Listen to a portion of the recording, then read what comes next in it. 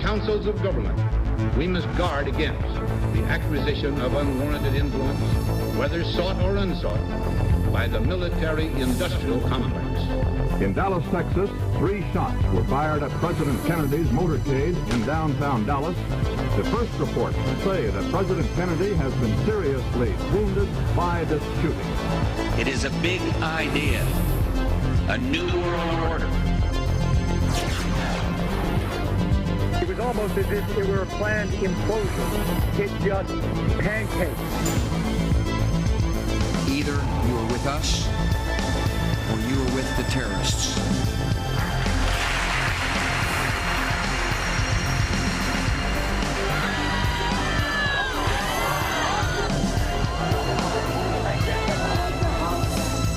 But I also believe that a lot of gun owners would agree that AK-47s belong in the hands of soldiers, not in the hands of criminals.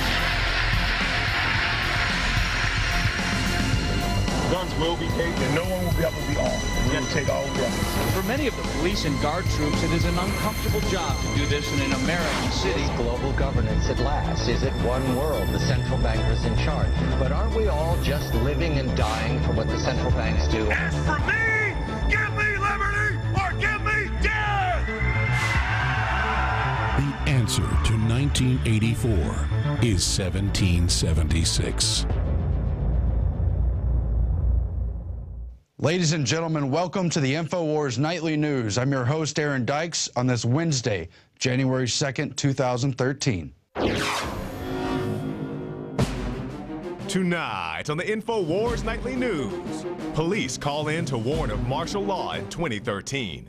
Then, the Senate passed deal means higher taxes for you and your family. And graphic video footage shows Syrian rebels torturing their prisoners. All that and more coming up on the Infowars Nightly News.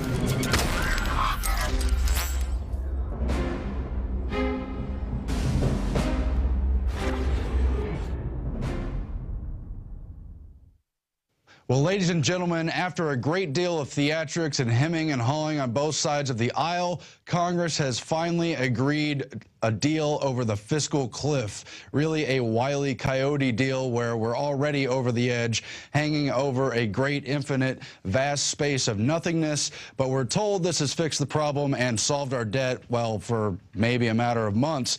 Meanwhile, the whole system is, of course, broken.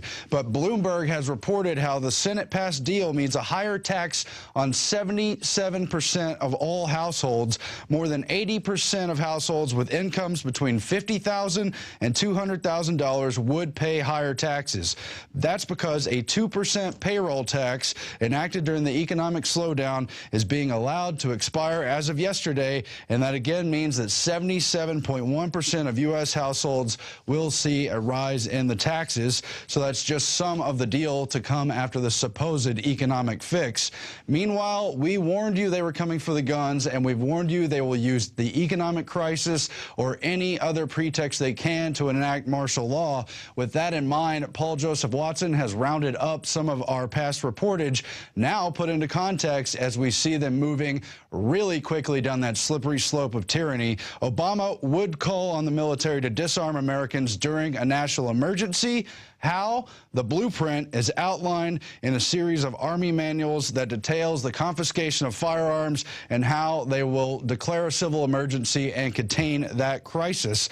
One of those is called the Civil Disturbance Operations Manual, released originally in 2006, then updated in 2010 under the title FM 3-39.40 Internment and Resettlement Operations. We've covered that in detail at length over the past year or so, but just a few of those highlights in retrospect. Warning shots will not be fired, according to page 20, and overall they describe how in containing a civil unrest situations, they will send military and or police forces to physically guard stores where they sell or distribute liquor, arms and ammunition, drugs, and everything else under the sun to prevent them from getting into the hands of rioters. Furthermore, we already know from the Katrina disaster that they will do gun confiscation even at gunpoint, door to door. It's been done before, and it's what they plan to do during civil emergencies. Rob Dew did that excellent viral video breakdown of that earlier in the year that has now over 1.2 million views. We played it last night. You can find it up on the YouTube channel for The Alex Jones channel. Meanwhile, a North Carolina police lieutenant warns of plans for martial law coming in 2013. He called in to Pastor Butch Paul's show on GCN Live the other day and described how they are doing training for active martial law scenarios to take place during this year. This clip really speaks for itself. Let's go to that right now. You're a lieutenant in the police or the military? The police department. What's your opinion? Things are going downhill very quickly, sir. What are you hearing from your superiors of what's coming down and what you're looking for? Well, they're looking for it to happen, and they're training for it to happen. Now you said they're training to take us down or training to defend us? Yes, sir. Training to take us down. And really? Law enforcement here in North Carolina has started training with drones, military-operated drones. Wow. Okay, they started training with military drones in North Carolina. Yes, sir. That's correct, sir. And your superiors are training the forces to take down the American people. Yes, sir. Things are very alarming. For those of you who've not caught up to speed yet, are still trying to figure out the scenario, there's an excellent retelling of the really true, but what many would consider alternate history of our modern day. It's written by financial expert James Quinn under the title Obedience to Authority, Should We Trust the Government? It's a long 13-page article. Obviously, we're not going to get into the whole thing now, but he starts off with kind of the anecdotal reference to that famous Pink Floyd song, Mother, one of the lyrics of which is, "Mother, should I trust the government?" and goes on to describe a range of kind of subtle tyrannies and how he was at a concert for Roger Waters, the head of Pink Floyd, and when he sang, "Mother, should I trust the government?" the whole crowd of 40,000 people shouted no. In other words, people are starting to wake up, but why is the system itself still perpetuating and accelerating its tyranny? Well, we just have to look at all the tactics they've used, the psychological techniques between Aldous Huxley, between Edward Bernays, between George Orwell, and plenty of others, and we see our answer. He writes, "They have created a totalitarian state built upon egotism, material goods, and fulfilling our desires through Wall Street, peddled debt, and mass consumerism. It's been an incredibly effective form of control that has convinced the masses to love their servitude." Now, that's a reference, of course, to the Brave New World quote written by Aldous Huxley, who predicted that in a future tyranny, really the final revolution, the system would get the population to actually love its own enslavement because they'd be so doped up and so controlled and regimented that they wouldn't know any different. And he goes on to describe how it's this whole consumer society, the creation of Great Society handouts and dependency things starting in the 60s, going back, of course, to the FDR days in the 30s, the rise of the credit card for the first time in the 70s, giving consumers access to cheap debt. All this stuff is coming to a head, all these banker schemes. It's mathematically becoming impossible to continue. So how will they continue it? Well, the system has a credibility crisis, but basically the population has learned to love its authority. It is obedient to authority. This was proved in the Milgram experiments back in the 70s and in many other respects, where they found that even when people don't like what's being done, they respect that authority and obey it because they're afraid to do otherwise, essentially. That was the experiment where they brought in test subjects to shock people when they got the wrong answers and found that more than 65% of those in the test were willing to administer deadly electrical shocks just for people getting the wrong answers on word association exams. It really says a lot about our society. But this article goes on and explains, really sums up this big problem in a great paragraph here. Why do we have 47 million plus on food stamps? Why are the bankers allowed to loot and continue their big crimes? Well, we're in a system where there's too little cash, too few jobs, too much debt, too many takers, too few makers, too many bankers, too much delusion, and too few resources to sustain the unsustainable. We have entered the end stages of a ravenous locust swarm. The fields have been stripped barren, and what's more, a lot of people know it. If you stop obeying that system, if you say no to it, and if you let them know you see through their illusion, well, that's really the only chance we have to put this thing to bed. Otherwise, a system that seeks power will keep its power. It was explained thoroughly in 1984. Power is not a means to an end. It's not something they do to enact some kind of paradise or utopia. A system that craves power wants only that. They want power for the sake of power. And so you really can't trust that system. More on that note of how we've been all caught up in the debt and how we as human beings are seen as collateral for the system is in this clip I found in the National Archives. It's in a family planning clip program, which is really just a euphemism for eugenics. I wrote the article yesterday. Under eugenics, you are a human resource slave to the New World Order. They really call us human resources, talk about how they need to control the breeding and the production of human beings because we fit into the larger planned economy where we have no economic freedom, where they could ship our jobs to China, you name it, and we're not to be in charge of even how many babies we have. Let's go to that clip now.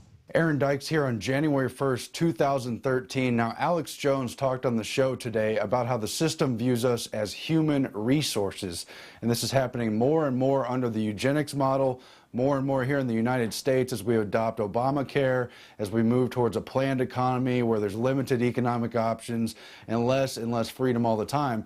Now, I just want to point out they really do consider us human resources. I'm going to play you a clip from a 1974 family planning clip called Communicate, Speak, They Are Listening. Family planning is, of course, code for eugenics. It's the softer side of Sears, the softer side of eugenics. Let's go to that clip right now. In Kenya, the Minister of Finance and Development offers valuable support. Well, my views, which really are government views, is that family planning is an integral part of development planning. It is an essential part for the reason that you cannot hope to plan other forms of production if you cannot plan the production of the main resource, the human beings. We view it as an aspect of human freedom. Incredibly, you see this finance and development minister claim that it's the state's role to decide how many people reproduce, who and when, because they are human resources, part of the overall planned economy system, which time and again leads to limited freedom and basically totally slavery. But on top of that, you see this incredible 1984 Orwellian backwards doublespeak where freedom is slavery. Somehow when the state tells you if you can breed or not, that's freedom from the natural restrictions on breeding that otherwise occur. So that is not slave to just natural forces. And this is what I said in Swahili to these people, that we view family planning education as an extension of personal liberty. And you can find that film in the National Archives. Signing off for Infowars.com. And again, this world government system has explained to us, has lectured us, has told us how they're going to control the number of human beings, who's allowed to reproduce, and they've even bragged about how they're going to ration food supplies to keep the population in check. This goes back at least 100 years. Here's 3 key quotes. I've read them to you before on air, but I'll read them again because they're so important. In Ecoscience, that tyrannical manifesto written by John P. Holdren, the White House science czar, and by Paul Ehrlich, the population bomb guy, they wrote about the planetary regime they wanted to bring into being. The planetary regime might be given responsibility for determining the optimum population for the world and for each region and for arbitrating various countries' shares within their regional limits. Control of population size might remain the responsibility of each government, but the regime should have some power to enforce the agreed limits. And they're talking about controlling the resources, allocating the food supplies, and everything else, telling you how much carbon you're allowed to use, as we're seeing in this current era. Henry Kissinger talked about the same thing. His famous quote, if you control the oil, you control the country. If you control food, you control the population. He said that in the early 1970s and then went on to formalize that policy under National Security Memorandum number 200, issued in 1974. That's the Food as a Weapon Doctrine. He wrote in part in that document, mandatory programs may be needed and we should be considering these possibilities now. It also said, would food be considered an instrument of national power. Is the U.S. prepared to accept food rationing to help people who can't or won't control their population growth? And again, he identified 13 key countries for immediate depopulation and bragged about how they're going to control the population and the populace in general through those rationed food supplies. But it goes back even further to Lord Bertrand Russell, who wrote that seminal book, The Impact of Science on Society, in 1954. He said to deal with the problem of increasing population and decreasing food supplies, it will be necessary to find ways of preventing an increase in world population. If this is not done through wars, pestilence, and famine, it will demand a powerful international authority. This authority should deal out the world's food to the various nations in proportion to their population. If any nation subsequently increased its population, it should not on that account receive any food. Therefore, the motive for not increasing population would be very compelling. And he writes how a government that distributes and controls the food is absolute as long as it can count on the police and armed forces to enforce those policies. How damning and thorough is that? That's the martial law scenario they're moving towards. Complete control of the economy, of your food supplies, disarmament.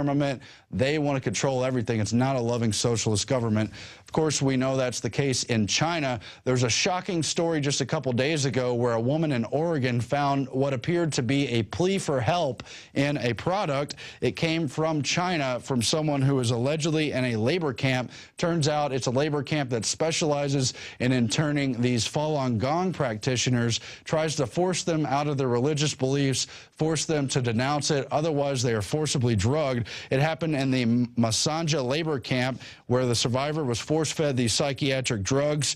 Pan Ki, really not certain about the pronunciation, but it's all here in the story, was forced to take these neuroleptic drugs after refusing to renounce. When I got to the hospital, a doctor, asked me, have you renounced your beliefs? I said, practicing Falun Gong is good. I have no illness. He said, if you have not, then you are a mental patient. Several people pushed me back onto a bedboard. One of them fed me a spoon with medicine in it. I remember it was a blue capsule. And he put black powder in the spoon. He held my nose and put the medicine in my mouth until I couldn't hold my breath any longer and thus was forcibly medicated. This person later became unresponsive due to all the torture, but went on to describe all the other Falun Gong people who had been tortured and tried to convince out of their beliefs. Such a tyrannical system there. We have to hold on to the Bill of Rights here in America so that we have a religious freedom, so that we have the right to bear arms, so that we have the right to speak out freely, so that someday we can roll back these invasions on our privacy, these unwarranted checks and checkpoints. It's just ridiculous, and it's very dangerous. We're going to go now to Jakari Jackson's special report showing how the new DSM manual will psychologically diagnose a very wide net of people. Essentially, anyone they can label as crazy or mentally unbalanced, they can then disarm as they begin to roll out the legislation for PTSD and other mental illnesses, again, as a form of disarmament and disenfranchisement within our form of government. Here it is.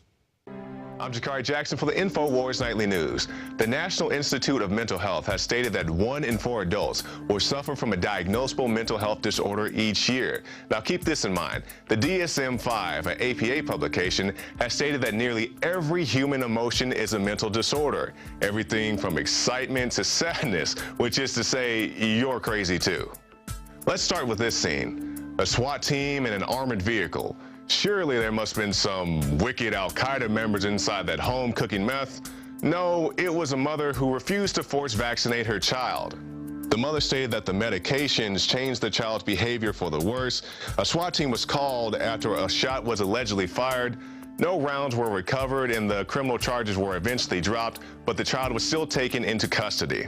For more insight on parent-child mental health, let's take a look at this LA Times article where it links spanking your child to giving them a mental illness. And the U.S. should be able to catch such anomalies quickly as states like Texas give mental health screenings to 3-year-olds.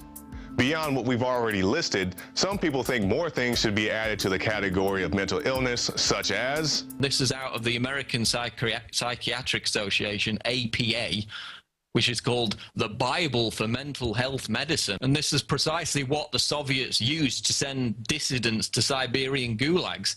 oppositional defiant disorder. That equates to distrusting or rebelling against authority. Also, those who are critical of climate change. You know, the climate change that was global cooling, then it was global warming, and now it's any type of weather shift. One young man believed in climate change so passionately that he actually gave himself a mental disorder as he refused to drink water in fear that the planet would dehydrate as a result. But you say, why would those in medicine purposely diagnose healthy people with mental disorders? Now, it could be general incompetence on the hands of the prescriber, or it could be that they're getting a kickback. As this article points out, upwards of 70% of psychiatrists are on drug companies' payrolls. Keep these things in mind as politicians clamor for, quote, mental health screenings for owning private property such as firearms. I'm Jakari Jackson for the Infowars Nightly News. Finally, in the news, as we look at how society is unraveling, how the whole economic cliff that we're facing is not a rhetorical inside Congress debate over what kind of phony cuts to make while they increase the deficit all the time. We look to Iceland, who, of course, were also sucked into the 2008 financial crisis. But unlike the other countries, tiny Iceland at the time rebuked the supposed debt that had been saddled upon them and said, no, IMF, no world government, that is not our debt to pay. That was fraud from the banksters. And in an ongoing account, they investigated, then prosecuted the bankers who were responsible for that fraud. Now those banksters have been jailed. It's in Reuters that the executives at the collapsed Iceland bank were jailed for fraud. An even more telling headline in the Irish Independent, Iceland bankers jailed for reckless loans made before the crash, and goes on to describe all the details. But it's a lesson we should keep in mind here in the United States. We don't have to go into oblivion here. We could actually just hold the people accountable who are actually responsible for these problems. Since we're not going that way, though, I take you now to Alex Jones's breakdown of society, what he sees coming, and some of the important things we need to pay attention to. We've got an incredibly important news alert tonight for all freedom lovers out there. Tyranny is just going absolutely crazy. Tomorrow, Dianne Feinstein has pledged to introduce her bill, the text of which is public, that says the ATF can just ban any guns, period, they want and order them turned in. But if they decide at their own pleasure, they might let you keep them. You just got to come get fingerprinted and registered. And now in the crime syndicate-run state of Illinois, the NRA is reporting that the head of the State House, Illinois Senate President John Cullerton, a bill that bans all new manufactured firearms, not just semi-auto, but shotguns, revolvers, you name it, you have to turn them in. And notice, first, Illinois, a few decades ago, made everybody register their guns and get a yearly card that then funds the giant anti-gun police state. They've banned guns entirely in Chicago, so it's the murder capital, of course. All the criminals move there to oppress and feed on the people. But now they're introducing legislation that openly strips it and essentially shuts down the shooting ranges so that you can't even have a gun culture to learn how to protect yourself. All I can say on that front is God help us. Moving on right along here with the Second Amendment attack, Obama would call on military to disarm Americans during national emergency. We have the new executive orders and Army manuals posted up at Infowars.com that break all of that down. Now, shifting gears into other areas where we see freedom under attack, all over the country, these big tyrannical medical companies are ordering their nurses and people that work in the cafeteria, you name it, to take the deadly hepatitis shot, which is only there if you're an intravenous drug user or prostitute. That's only people that really need to take it.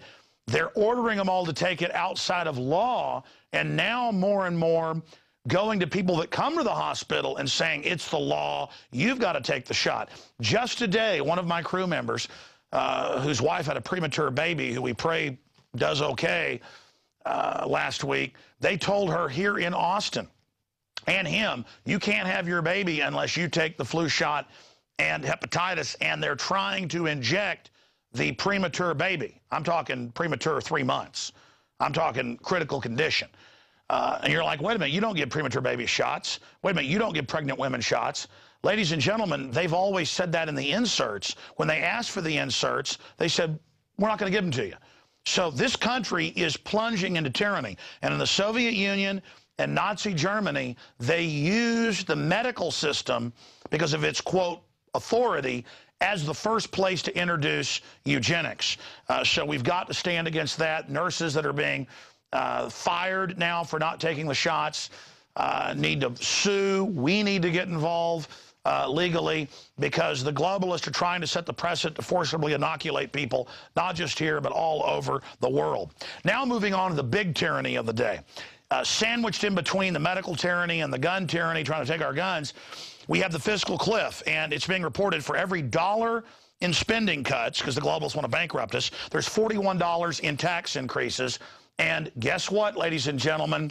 That's right. Senate passes deal means higher taxes on 77% of households, even though Obama, we're going to play a clip of that here in a moment, pledged to never raise taxes on people making below $250,000 a year.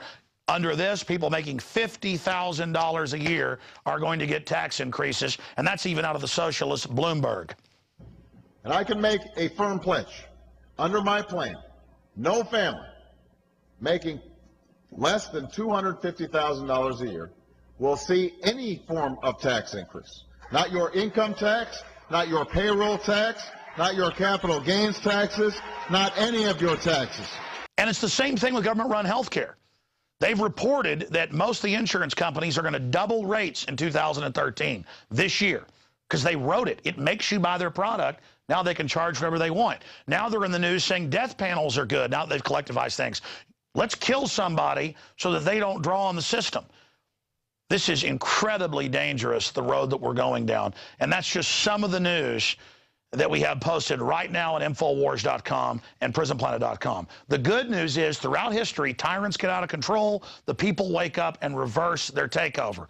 And now is the time for all of you out there that realize what's happening to stand up and let your voices be heard and point out what collectivism and gun grabbing does. It leads to absolute despotism. Well, that's it for my contribution to tonight's Infowars Nightly News. We're going to go now to a very important interview that Aaron is about to conduct with Dr. Jerome Corsi. Twice the Texas legislature has shot down the main artery of the NAFTA superhighway that is to tax the North American Union. They want to take over all the major interstates and do this. That's official Department of Transportation documents. Twice we've defeated it. Rick Perry has now come back in with an order with the state saying hand over our existing roads to Centra of Spain to fund the construction of their superhighways, which will also be toll roads. So here is Dr. Jerome Corsi with Aaron Dykes. I really enjoy it when the globalists try to poison us, and, well, we resist them via a free market system. Hello, my fellow Info Warriors. Alex Jones here, introducing you to the ProPure family of gravity-fed filters. Now, you know that the globalists are filling our water with radioactive isotopes, fluoride, lead, mercury, arsenic. And one of the few systems that can efficiently and economically remove or reduce down to non-detectable levels these poisons are gravity-fed filters. And ProPure is the top of the line. Their filters are impregnated with silver, a natural antibiotic. On top of that, they're bigger, so they filter faster. You don't have to prime these the first time you use them. It's amazing. Go to Infowars.com and click on the shopping cart link to see the entire family of these babies. Now, the fluoride they add to our water is so tiny that most filters can't cut it out. But ProPure has their system that will, again, reduce it to non-detectable levels, almost get all of it out of there. That's also available. And if you look at the different systems they offer, the ProPure Big Brush Finish is on a stand, so it's easier on a table or at your restaurant or wherever you have it to go up with a glass or a mug and fill it up. Then there's this big baby right here, the ProPure King large version. Got a lot of different options that come with it. Also, they have the ProPure Big, probably one of the best values out there. And of course, it's burnished stainless steel. And then what I use on my RV, something that's great for your hunting cabin or the back porch, is the ProPure Traveler. Small and portable, but packs a huge punch, cleans out all that garbage. They also have a glass sight spigot, so you don't have to take the top off and look in the bottom area to see how much water. You can see how fast it's filtering with this optional system. The globalists obviously are hitting us through our water. It's time to take control of our lives. It's time to not give our children and families these poisons, and these systems cut it down to non-detectable levels across the board. ProPure is the name. I only promote what I believe in, and I use ProPure in my home and my office. And I recommend that you check out the information on ProPure at Infowars.com. We already have the lowest price at Infowars.com on the ProPure gravity filter system. But when you add in the 10% off when InfoWarriors use the product code WATER at Infowars.com, nobody can top it. So again, it's a win-win-win. Stop drinking the poison water, checkmate the globalists when it comes to your health, and support Infowars.com and the work we're doing here. You know, many revolutionaries rob banks and things and kidnap people for funds. We promote in the free market the products we use that are about preparedness. That's how we fund this revolution against the New World Order in our move to restore our constitutional republic and a spirit of 1776 worldwide. Check it out at Infowars.com. ProPure, top of the line, #1, most powerful and effective and economical gravity-fed water system in the world. ProPure, available, discounted at Infowars.com. Don't forget product code WATER to save 10%. It's the latest generation, years in development. ProPure is the name.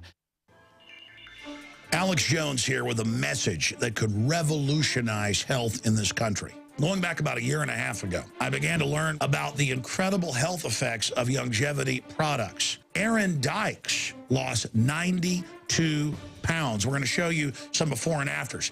Aaron, break down what happened, your story. I've worked really hard with diet and exercise to try to lose weight, but I just didn't get the results. It just didn't happen. Then I saw what you were doing with InfoWarsTeam.com. I wasn't even trying to lose weight, but I got it because I wanted to feel better energy. I wanted that nutrition. Didn't even understand how that could kickstart my own weight loss goals, but the products did that for me. I found myself suddenly losing weight, more energetic, wanting to exercise, wanting to eat the right foods. And they don't even advertise it as weight loss. I want to challenge our radio listeners to go to InfoWarsTeam.com. Sign up as a distributor and get wholesale pricing discounts at InfoWarsTeam.com.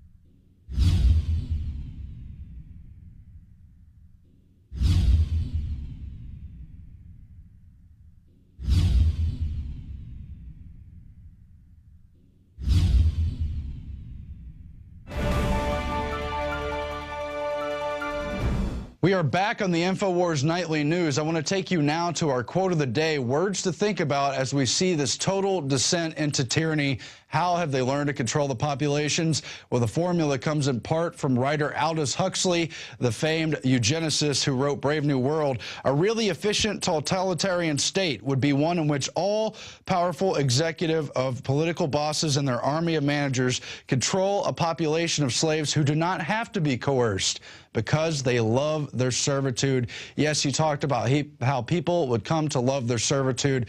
Now, in just a moment, we're going to our guest, Jerome Corsi of WorldNet Daily. But first, I want to bring you up to speed on what's been an ongoing saga. Back in Alex Jones's 2007 film Endgame, Blueprint for Global Enslavement, and it explains how the toll roads are part of the larger takeover control grid agenda that fits completely in with Agenda 21 and everything else they have prepared to try to physically and psychologically dominate the people, but specifically on the toll roads. Here's what's been happening, and we'll explain in a moment why it's still a story today. One of the things that is very shocking to most Americans is the fact that the United Nations Global Biodiversity Assessment, which came out in 1995, clearly shows that in order to protect planet Earth, we have to go back to a feudal system. They actually said that in the document. To craft a modern feudal society, the globalists are implementing a standardized North American Union ID card to track, trace, and control their serfs as they travel throughout the 3 regions of the NAU. Building on the massive displacement of humanity caused by globalization, the New World Order is rapidly constructing the physical infrastructure of the North American Union, the NAFTA Superhighway Control Grid. I'm Arthur Peterson, Colonel retired in the Army. I see things today that are happening that would make my friend who died in World War II turned over in their grave. To think that people would even consider confiscating land of farmers and ranchers and taking their homes away from them to turn it over to a foreign company in Spain, which was controlled by Don Carlos, I understand, a notorious socialist, and they get the tolls on Texas land for 50 years. The proposed Trans-Texas corridor would be a patchwork of superhighways and railroads stretching 4,000 miles from the border of Mexico, cutting through Texas to Oklahoma. A lease has been signed that would make Texas Highway 121 a toll road. A private Spanish company won the bid to build and collect the tolls for the next 50 years. These deals with private companies are being negotiated largely in secret, and many state lawmakers are worried taxpayers are being sold down the road. Critics say it's a threat to our national security. It's part of a plan for a North American integration being carried out by government and corporate elites without congressional or voter approval.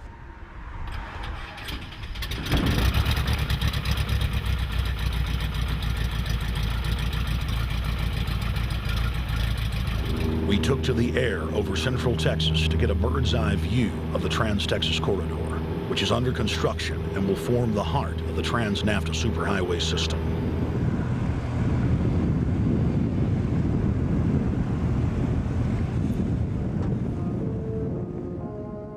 History repeats itself. 2,000 years ago, all roads led to Rome. Rome constructed and maintained more than 10,000 miles of roads throughout its empire.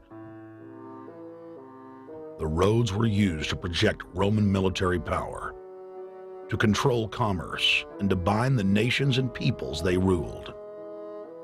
Rome also demanded tribute.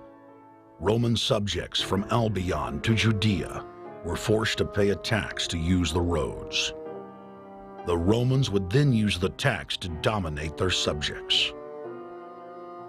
Today's superhighways are a powerful tool in the globalist arsenal. They are instrumental in tearing down national borders and merging nation-states into larger confederations. Foreign governments and corporations are predatorily seizing infrastructure across North America, but nowhere has their attack been greater than in Texas. Texas is the front line. Over 8,000 miles of existing roads and land are being handed over to government-backed foreign companies. Foreign companies buy the legislators, who then turn over complete control to the same foreigners who finance their campaigns. Government power is then illegally transferred to unelected quasi-governmental regional boards that circumvent local governments and the will of the people. More than 80 federal and state highways have been designated as international arteries. The I-35 NAFTA corridor starts deep inside Mexico and travels through the middle of the United States and ends in central Canada. Container ships from Asia dump their cargo on the Pacific side of Mexico. It then travels duty-free by rail to the new Kansas City inland port, now considered sovereign soil of Mexico, in the heart of the United States. Under international agreements, predominantly foreign companies are placing tolls on already existing paid-for roads. Federal, state, and corporate documents show that they will then use the revenue raised to build up the transportation infrastructure of Mexico, not the United States or Canada, so foreign-made products can pour in even faster from Mexico. Revenues raised will also be used to fund the fledgling North American Union and its growing bureaucracy. Bottom line, they're using our own money to enslave us. And here with more on that is Jerome Corsi. of course, one of the head writers over at WorldNet Daily. He's also written a number of books, including Obama, Where's the Birth Certificate?, The Late Great USA, all of which you can find at Amazon, as well as his other books. He's a Harvard PhD holder and has many other credits to his name. Thank you for joining us, sir. Aaron, it's always a pleasure. I'm glad to be back. Now, there's obviously a lot going on in the news, but the one surprise element nobody's really been focusing on at all lately is highlighted quite clearly in your latest article. It's back. Texas in superhighway deal with Spain.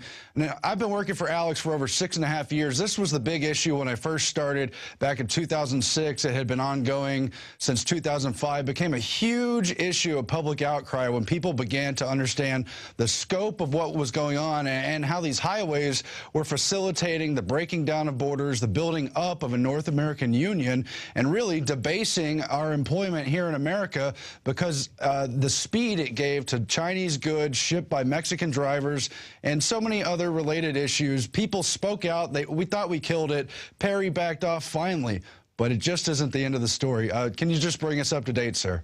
Well, I continue to watch this one, Aaron. I wrote this article just really over the holidays when it became clear to me that Texas was back at it again, that Governor Perry was in the process. Sorry about that. Governor Perry was in the process of issuing more contracts to build these super highways. You know, the bottom line here, first let me make this point.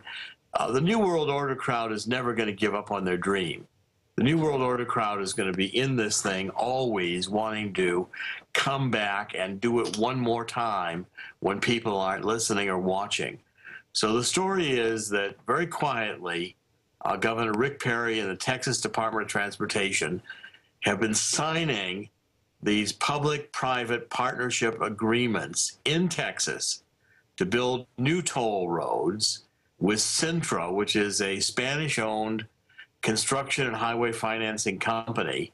And below the radar, some $20 billion of these contracts have been put in place in Texas, with the Texas Department of Transportation getting back into the business again of selling off Texas highways and making them toll roads, with this foreign entity, Cintra, putting up the primary financing and then collecting the tolls for 50 years after the road is built. And of course, one of the major criticisms and controversies over this is they're not only building new toll roads, they're taking existing highways, major highways, really some of the only major roads here in Central Texas, as well as throughout the state, and they're giving them over to these private companies, and we're giving extra tax money through subsidies to the projects as well.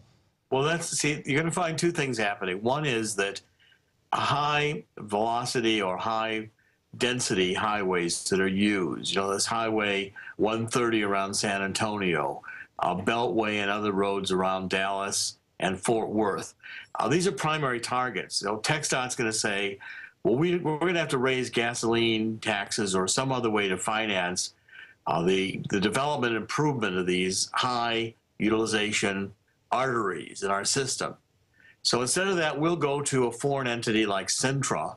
We'll provide them subsidies, maybe $1 billion, and Cintra will put up $5 billion of their capital, and we'll let Cintra develop this road. Look at what a great deal this is for everybody in Texas, they'll say.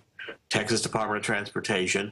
What ends up is that you, as a Texas driver, first of all, public subsidy is going to go to Cintra. Secondly, you're going to pay tolls to drive that highway for 50 years. And third, the money is going to go out of the country to Spain.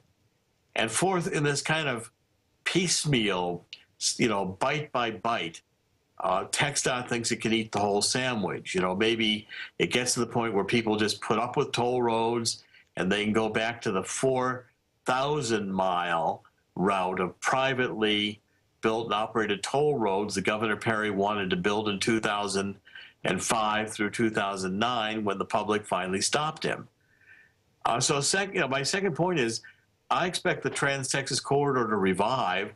I don't think they've ever stopped the idea. They want to build a new highway parallel to Interstate 35 from Laredo, Texas, all the way up to the border with Oklahoma, that they're gonna come back at that again when they think people aren't listening or they've forgotten about the controversy. It'll return, and they'll look at how many jobs we're going to create for Texas. Look at all the money we're saving Texans in taxes. And what you don't understand is that your core infrastructure is being sold to a foreign nation for operation and collecting tolls. And the plan you're being involved in isn't just to make the high-density traffic around Dallas go faster. It's to build this whole new network of roads that will go eventually into a redesigned system of international transportation that avoids and neglects borders. Well, that's right. And so new listeners or people who've forgotten may not realize that there's a whole North American corridor system plan. There's 4 of them for short terms, one in each time zone, and it's totally about debasing our economy, as I've already pointed out. But you're right, they're sneaking them in by stealth. You've got little pieces like 290 east of Austin going toll road, Highway 59 near Houston. They're sneaking it in bit by bit, and just this January, they announced they're no longer taking cash at any of these toll roads. They're no longer going to hire toll booth operators. You're either going to have the Easy Pass, which electronically tags and monitors you and sends the payment at the base price for the tolls, or if you refuse to get them, they're going to scan your license plate, send you the bill in the mail, and you're going to pay the toll at a higher rate. Yeah, I mean, I think the plan ultimately is to convert the roads to toll roads. You won't even have toll booths. Toll booths slow it down. You can do this all by cameras and electronics. You'll come through, and either you're going to get, your little sticker from TxDOT registered, and you'll get charged the toll, or they'll take your license plate and they'll send you a bill in the mail at a higher rate. Eventually, you won't even know or realize, except for reading the signs on the roads, that you're being charged to drive these highways. Nowhere is it going to say the money's going to go to Spain or that Spain's operating the highway. Nowhere is it going to give you the vision, which is that, we can bring in these grand cargo ships to ports in Mexico, cheaply unload the containers, and then bring them up into the heart of the United States through these super highways, all toll road, all constructed to be, for semi-trucks to be able to do this multimodal transportation where the container is brought to some kind of a warehouse and then ultimately distributed to the point of manufacturing and the point of retail distribution. I mean, it's an elaborate plan that's been in the works for 40 or 50 years. It's just that they have to figure out how to get past the American public, and they're going to try to do this piecemeal, below the radar approach, thinking they can fool Texans into thinking, oh, it's not really the Trans-Texas corridor. This is just dealing with a high-density section that we need to fix north of Dallas. That's going to be how it's presented. Well, I want to point this out, too, Dr. Corsi and tied in. I've been studying Obama's Partnership for Sustainable Communities. We've been to a bunch of the smart growth and sustainable communities meetings here in Central Texas. And the Department of Traffic federally, but also here in Texas, is part of building up these mega city regions that they see as the future direction of America, with dense, concentrated growth, all developed at these major urban centers. Here in Texas, it's known as the Texas Triangle between Houston, Dallas, and San Antonio, with Austin caught in the middle, and it directly aligns with these major Texas toll road corridor passages. Well, in fact, if you take a look at the original Trans-Texas corridor design, there were these big, walls along the highway. You didn't even recognize where you were. You couldn't even barely see the scenery. And take a look at the election results. The cities tend to have Democratic voters. So if you want to make sure the voters move more to the left, pack them into cities. Don't let them stay in small towns where they can actually own property or maybe raise their own food. It's going to be a lot easier to take their guns away from them if they're all concentrated in a city. The whole concentration of the population. I mean, I'm trying to point out, it's not just about a transportation issue, because when you look behind it, and of course they'll say, oh, this is a conspiracy theory. This is something that's not really going to happen. There is no North American Union plan. But yet when you read the technical reports, you have to read the reports on modal transportation and how they look at it impacting a national system and, global labor and how they intend to manufacture and move products. Then you begin to see the plans where, in fact, there is a desire to reconfigure the transportation system at the disadvantage of small towns, with the assumption you're going to move people into these cities, mega cities, and people aren't going to care about being Texans anymore. They're going to be North Americans. And that's going to be the perspective of the transportation system. I mean, otherwise, why do you have Spain in this deal? That's the whole idea of these public-private partnerships. Sell the infrastructure that's owned today by the citizens of Texas, so the rights to that infrastructure go to Spain and are operated by Spain. And, oh, by the way, this is going to be good for you because you can travel faster on these highways, and you want it to pay taxes to get them built. Well, as we know, these plans are crafted by Council on Foreign Relations and Bilderberg types. They make most of the profits. They have the insider deals. But switching topics, of course, everyone's still talking about the terrible Sandy Hook tragedy. And you wrote on that as well, a point that we've been making here at Infowars, that 90+% of all these mass shootings, the shooter ends up, he's on SSRIs, some kind of pharmaceutical, psychiatric care. And it's just devastating. Nobody really ever raises an outcry about the drugging of these young people and why that contributes to them going crazy. Of course, violent video games also plays a role. But give us your take, sir. Well, again, this was something I followed two really good psychiatrists, a guy named David Healy, who's a British psychiatrist. He's running a group called RXISK. It's risk.org, X like a prescription, and then the letters ISK.org. And the psychiatrist and a guy named Peter Bregan, who is a Harvard-trained psychiatrist, formerly with the National Institute of Mental Health, now working in private practice. Each of these guys have written a ton of books. And what they've identified is that the kids who tend to be these shooters they're described, psychiatrists get a hold of them through the parents. They say they've got some kind of a behavioral problem, and they start prescribing drugs. And these drugs have almost like a 90% or 95% correlation with the violence we're seeing in these school shootings.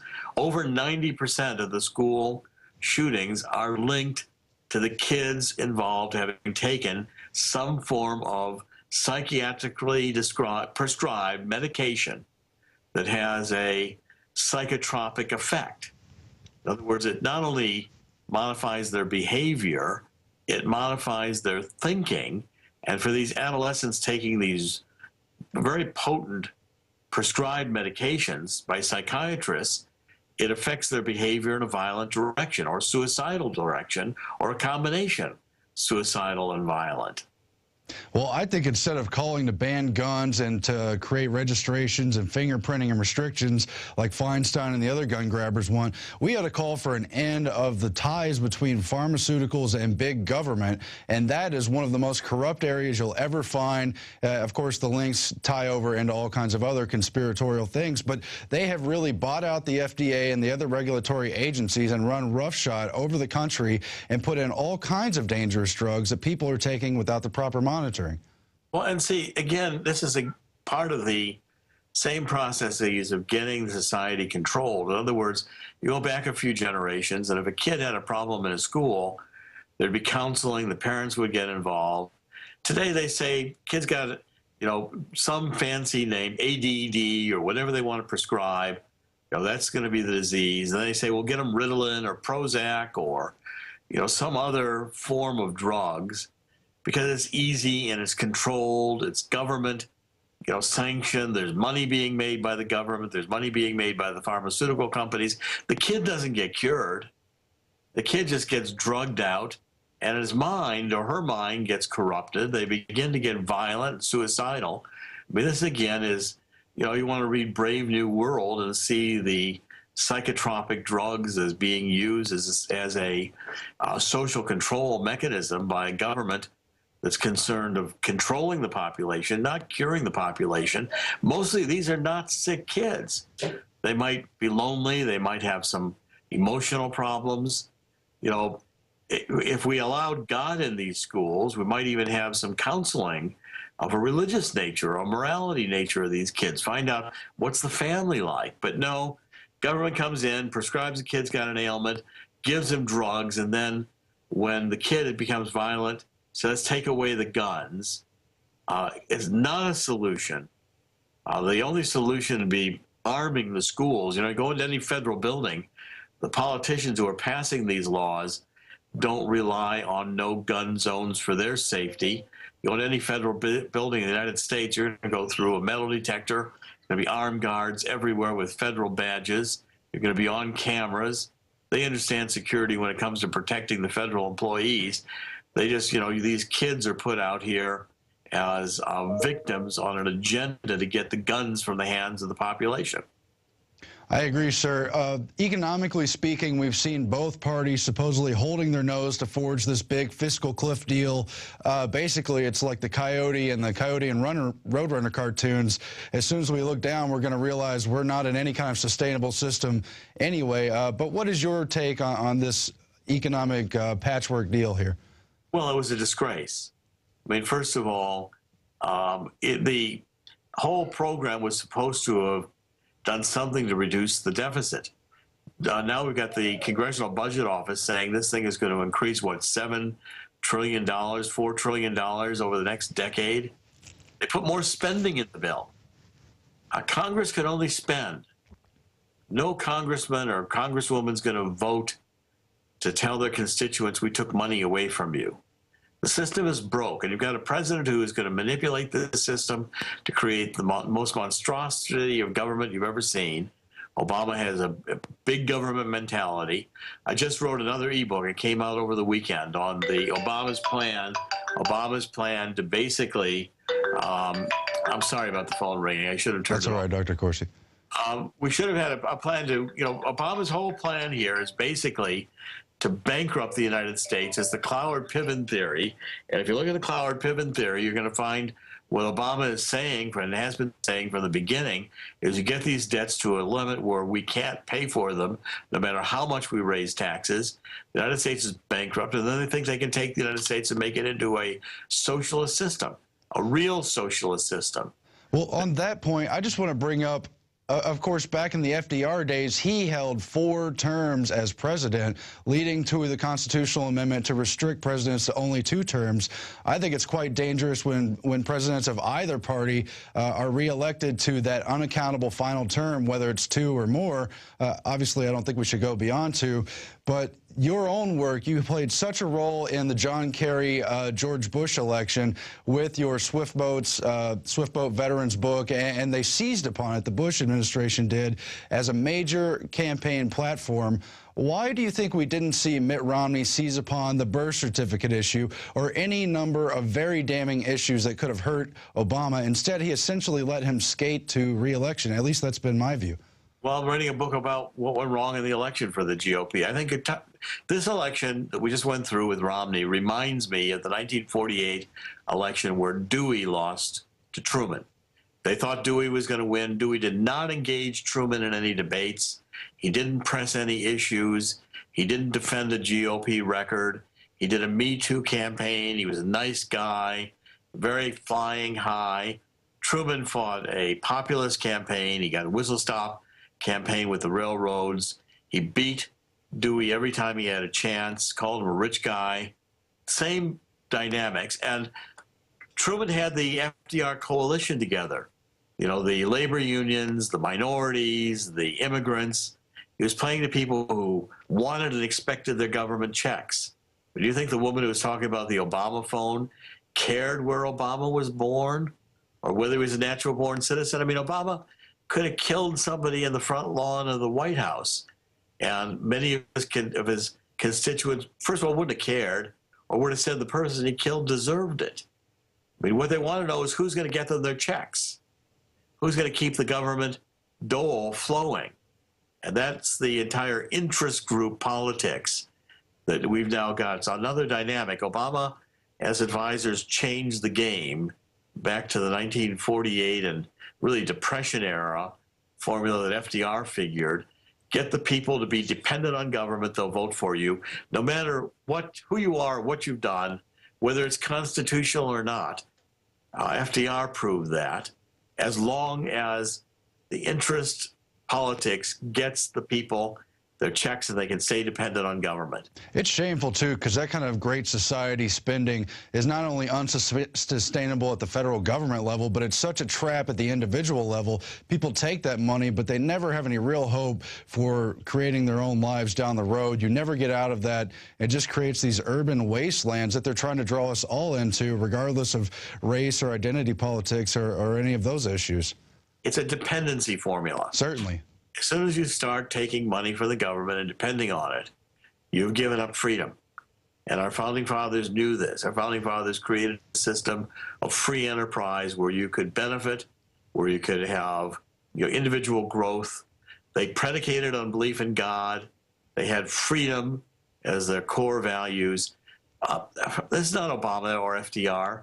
They want the Obama phone people voting for them and not thinking hard about the issues. Obama campaigned on that he was not going to raise taxes on the middle class. Right out of the gate, before he's inaugurated the second time, this fiscal cliff agreement, 77% of taxpayers get a less in their take-home pay because they did not extend the FICA payroll tax 2% that was forgiven in the surplus legislation. That's now reinstated. And most taxpayers, 77%, are mostly middle class, are going to get a tax increase. So Obama's lying right from the gate. But it's all class warfare. Read my 2 ebooks, Saul Alinsky, The Evil Genius Behind Obama, and this new one, Obama's Plan to Bankrupt America, the Cloward-Piven Theory. You've got to understand that these dynamics are what's driving Obama. And it's a move towards socialism, it's a move towards government dependency, and it's not going to stop. And the GOP is now just a Me Too party. It's going to have to completely reformulate itself, and I don't know whether it's going to be capable of winning another election in 2014 or 16. GOP's got a lot of rebuilding and rethinking to do, and it's right now in disarray. We appreciate you joining us, Dr. Corsi. Tell us where we can find your work, both at WorldNet Daily and any other sites you'd like to give out. WND.com. I'm a senior staff reporter. Take a look at 1776nation.com, 1776nation.com. I do a lot of my Tea Party writing there. And my books, of course, can be found on Amazon.com. We appreciate you, sir. Take care. Thank you very much. And that is all for tonight's Infowars Nightly News, but I want to resound what Dr. Corsi was talking about. I submit that independence, not dependence, is the way to go. Our forefathers did have a dream. They were never perfect. Institutions like slavery have always been deplorable. We don't want to further them by giving in to dependence on government, because that's exactly what it leads to. Dependence is just another name for slavery. Keep watching. Stay tuned. Help us out financially at prisonplanet.tv. You can become a member, download your information library, spread it to everyone around. You can also get the Infowars magazine, a glossy, wonderful photocopy issue. Here's our latest one, 2013, the year America dies, ? And there is, of course, planetinfowars.com. Good night.